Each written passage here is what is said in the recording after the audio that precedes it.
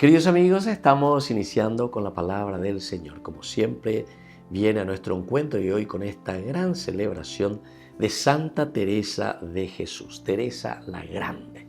Así entonces dentro de la historia de nuestra iglesia.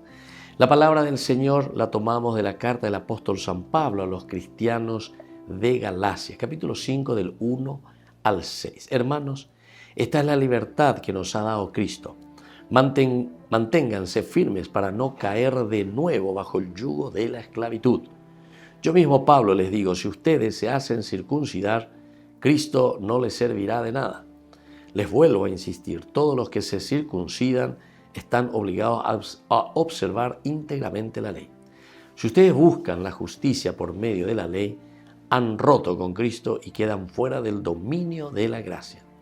Porque a nosotros el Espíritu nos hace esperar por la fe los bienes de la justicia.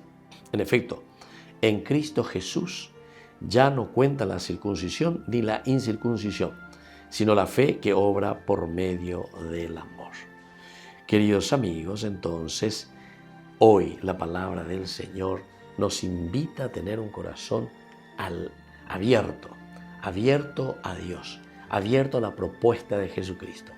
Si nosotros simplemente seguimos mirando y más bien nos encerramos en nosotros mismos, buscando transformar nuestra vida, transformar la sociedad, pero sin pensarlo desde Dios, nuestra hoja de ruta lleva peñandillara o esa cañandea y añandea ella para la yagüero guatata coñanderape.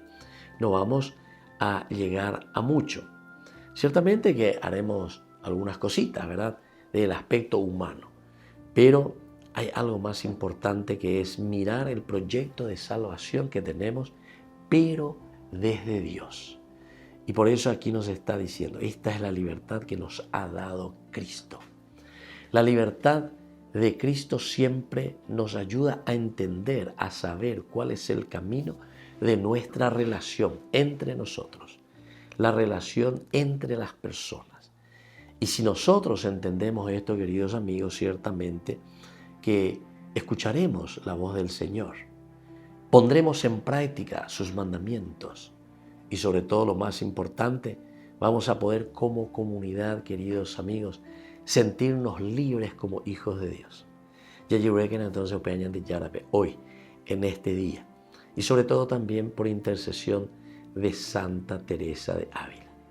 Que la bendición de Dios descienda sobre ustedes, el Padre y el Hijo y el Espíritu Santo. Amén.